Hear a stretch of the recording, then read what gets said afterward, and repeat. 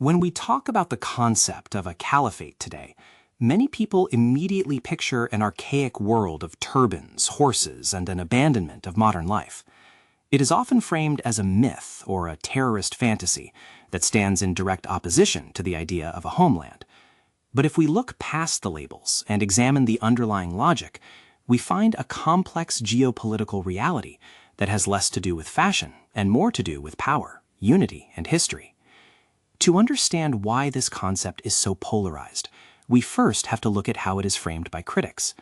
Some argue that religious identity and national identity are mutually exclusive, that believing in a broader religious union means you cannot love your own country. However, this creates a false choice. In reality, faith and homeland often reinforce one another. History shows us that those driven by their values are often the first to defend their soil, seeing the protection of their land as a moral and religious duty.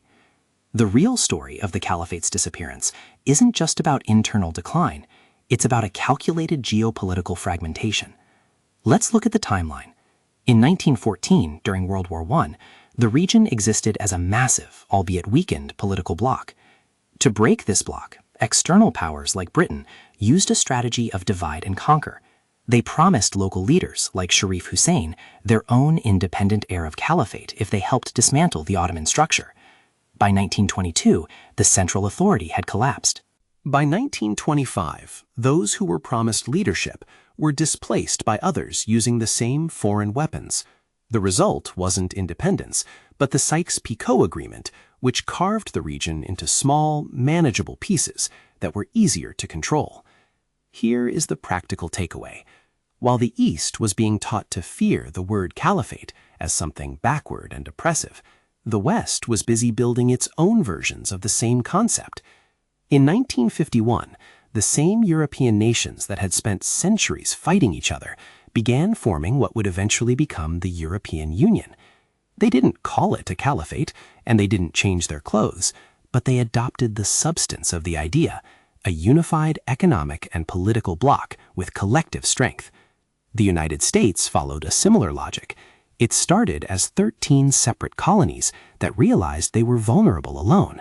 Through federation, they grew into a global superpower of 50 states. The logic is simple.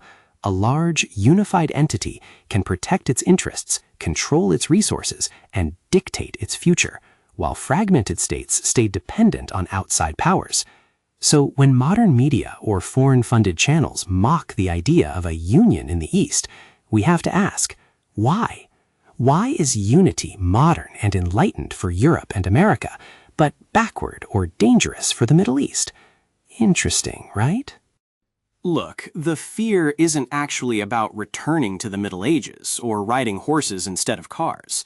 The fear is the emergence of a unified political and economic competitor. For the younger generation, the challenge is to look past the spectacle, the robes, and the historical dramas and focus on the logic of the union. Whether you call it a caliphate or a federation, the core principle remains the same. Strength lies in assembly. If we ignore the labels and focus on the substance of cooperation, the conversation changes from a religious debate into a question of survival and sovereignty in a world that only respects large, unified blocs. When an adversary warns you against your own unity, it is usually because your unity is the only thing they truly fear. Thanks for watching.